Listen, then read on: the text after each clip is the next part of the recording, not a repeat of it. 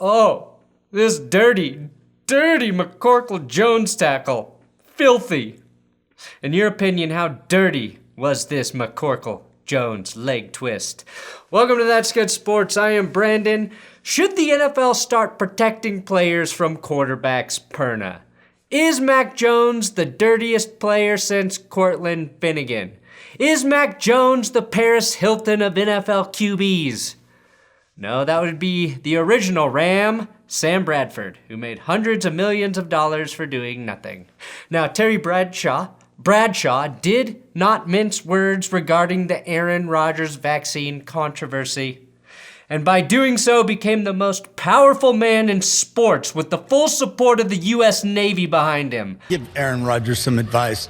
It would have been nice if he'd have just come to the Naval Academy and learned how to be honest. Yeah. Learn not to lie, because that's what you did, Aaron. You lied to everyone. I would not criticize Terry for a few months if I were you. I mean, that's what Damon Arnette did. He threatened him. I really did kill you. Terry.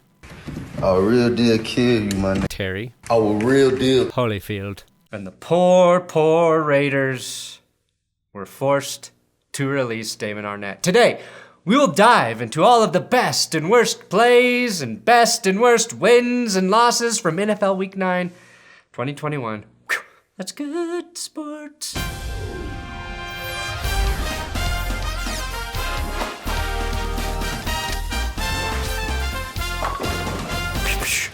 Please subscribe to this YouTube channel, and don't forget every Wednesday over on the Game Day YouTube channel, you can check out my other show, Odd Man Sports. Sub over there and show them some love. Today's episode brought to you by my personal coffee company, BenchwarmerBrew.com. It's the kind of coffee that will sit on your shoulder like a parrot. And then die.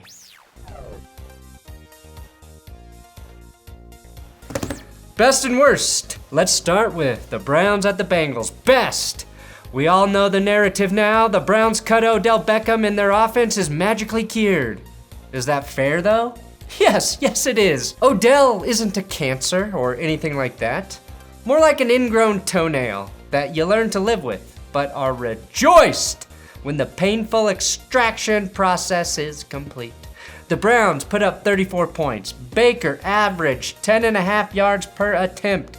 Nick Chubb had nearly 10 yards per carry, and the Brownies got a defensive touchdown from Denzel Ward, who had a pick six against poor Joey Burrow. Both of Ward's career pick sixes have come against the Bengals, and that was the longest pick six in Browns history. Clearly, Odell was holding back Denzel Ward. Worst, Joe Burrow trying to make the tackle on that pick six.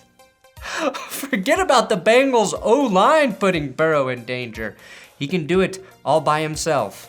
And clearly, Odell was enabling Joe Burrow. Best. No Odell? Oh well, just throw a bomb to Donovan Peoples-Jones. Baker didn't have to worry about beating Odell, so instead he hit 8 different receivers. Donovan Peoples-Jones leading the way with 86 yards, 60 coming on this home run ball, this three-pointer from downtown, this ace, this strike from Baker to mix up all the sports terms. And Odell has officially been freed today. Texans at Dolphins. Worst, Tua Tagovailoa was out with a fracture in his middle finger, probably from flipping off the Dolphins front office for repeatedly trying to trade for Deshaun Watson. Best, tight end Mike Gesicki had an amazing one-handed grab, spearing the football out of the air. God, I wish he played for a better team.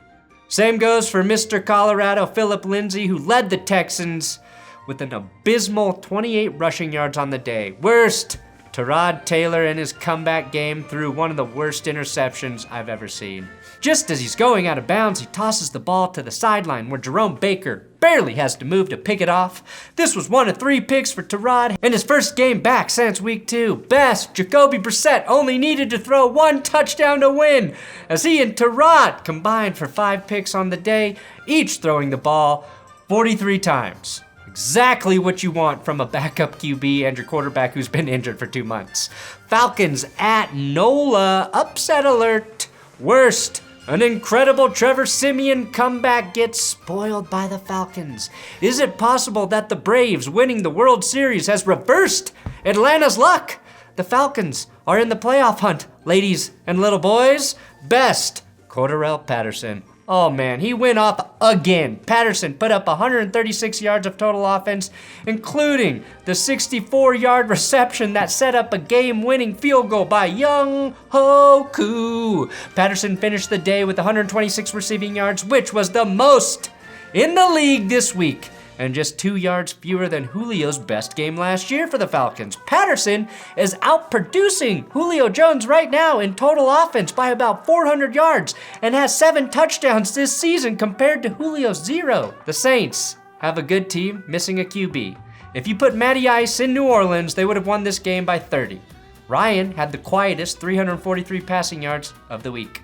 The Raiders at the Giants, worst. Just the Raiders in general right now, for obvious reasons. This was one of the worst weeks in the history of their franchise. One of the worst weeks by any franchise in any NFL week. And they capped it off with a loss to the 2-6 Giants and the official release of Damon Arnette, who they drafted in the first round in 2020.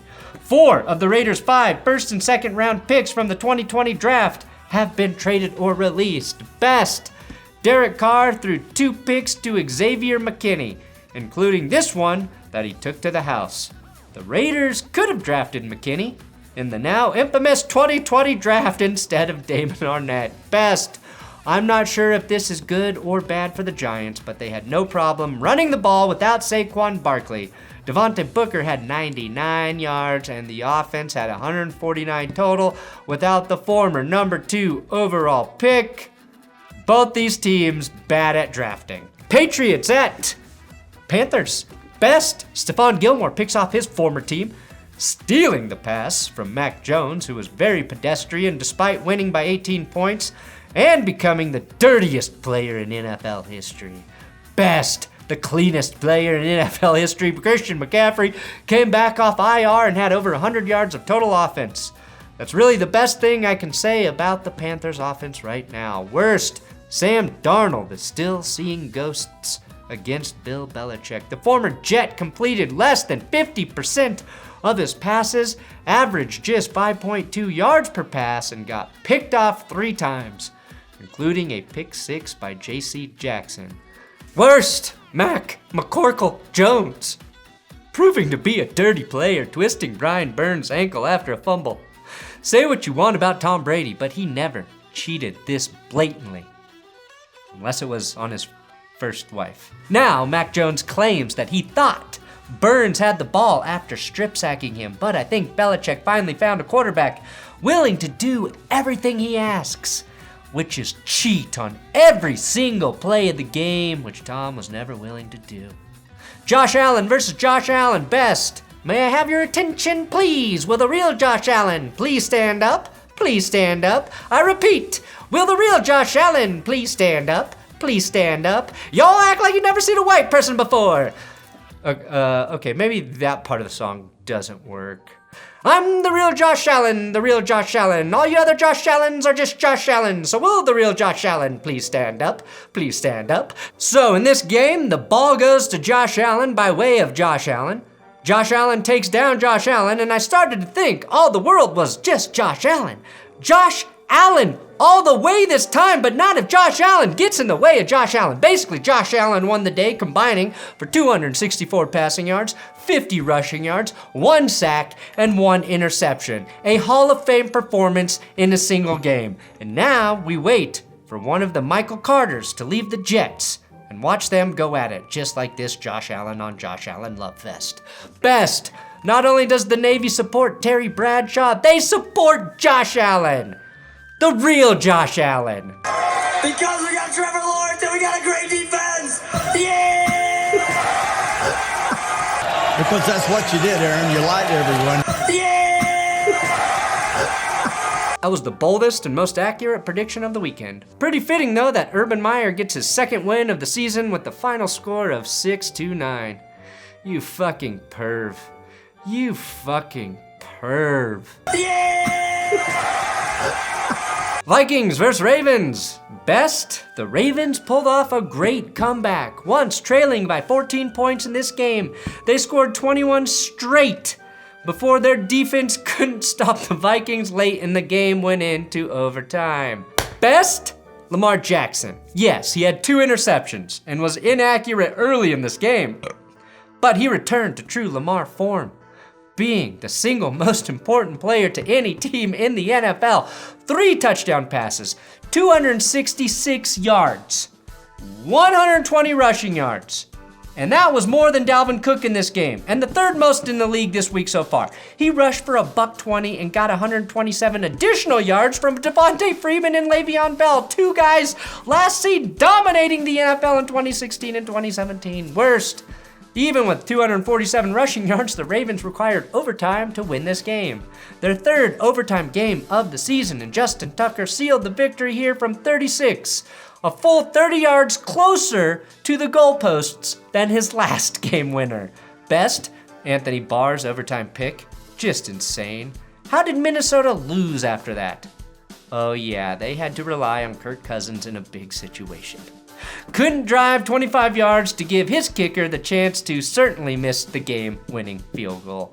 Best, Justin Jefferson blazing down the field while windmilling his arm to make a block for Dalvin Cook, and then promptly falling on his face. He made a great point. If you look like you're trying really hard, it technically doesn't matter if you fail at your task.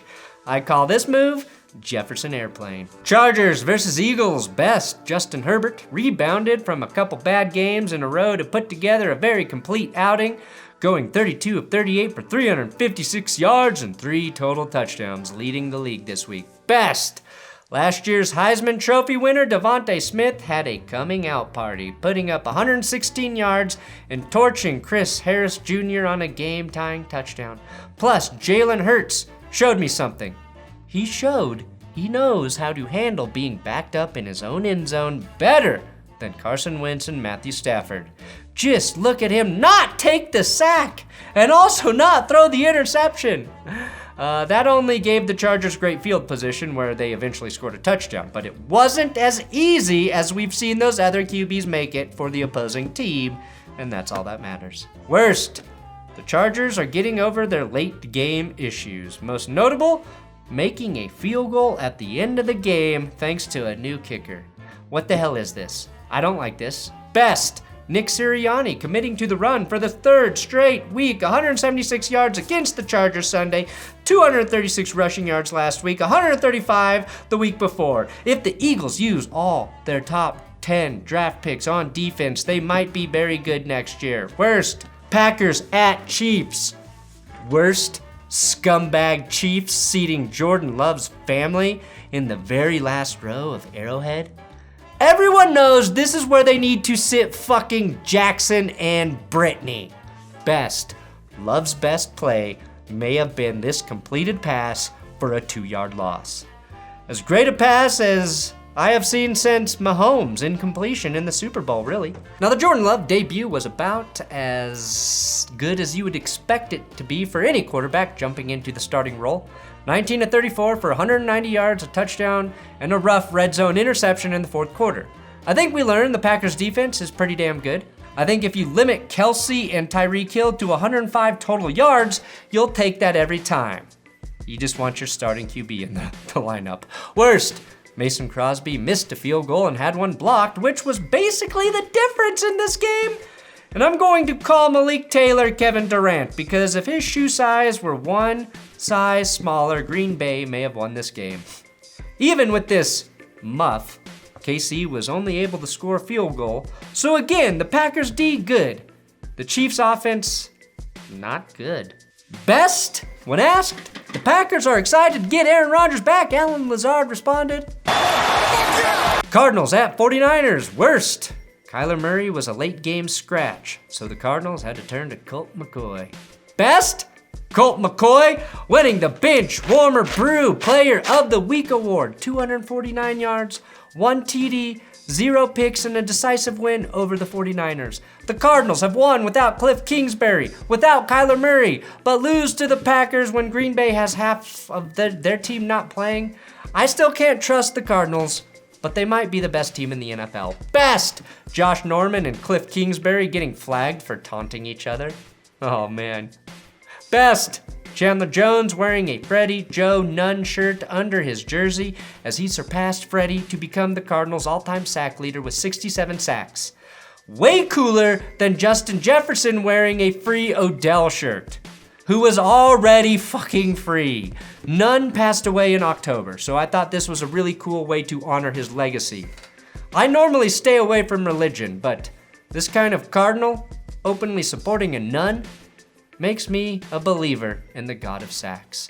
Best, James Conner went way the fuck off in this game, adding 2 rushing touchdowns and another one on a screen pass. Just for good measure, Eno Benjamin got in on the action too, plowing through a 49er on his way to pay dirt. And then finally, we had the Titans and the Rams and Sunday Night Football. Worst, the timing of the Let's Get Ready to Rumble intro.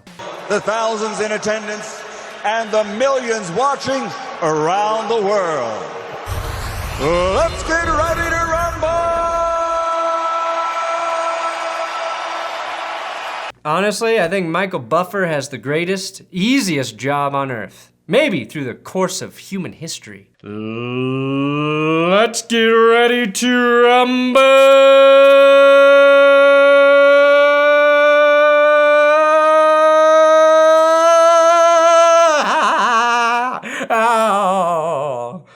Okay, maybe it's harder than it looks.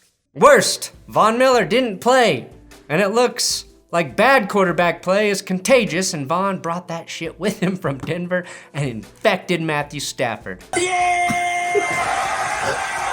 Worst, Stafford throwing a wince in his own end zone. Stafford tried to avoid the safety and just threw a horrible interception instead. You know what they say, you can take Matthew Stafford out of Detroit, but you can still beat Goff in LA whenever you want. Best, Tannehill keeping the Titans alive with a quick, easy touchdown pass to Jeff Swaim, who now has touchdowns in back-to-back games.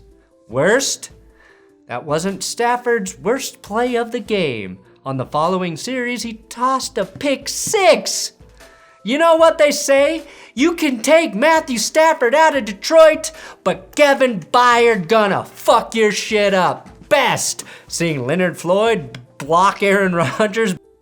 I mean, Aaron Donald, obviously. Better than any offensive line has ever done. Great tweet, Ted Wynn. Worst, that hit was 10 times harder than the one Aaron Donald was flagged for when he pushed Ryan Tannehill out of bounds, drawing a roughing penalty. Best, Al Michaels and Chris Collinsworth going in hard on the bad officiating. Come on, let's let him play a little ball. I mean, let's face it, this is not the best officiated game we've seen this year, by no stretch. Agree, Terry? Worst, Adrian Peterson was not good, but he did exactly what I predicted, scored a red zone TD, and became one of 11 NFL players with 125 plus touchdowns through his career. Congratulations, Tennessee. Even without your best player, you might be the best team in the AFC right now, and if you can hang on until Derrick Henry comes back, you might be better off for it. Yeah! Thanks for watching the best and the worst of NFL Week 9. Please subscribe here. I'll have the Odell Beckham new team news coming up tomorrow, NFL Power Rankings tomorrow, and you can click and watch the Broncos recap if you like.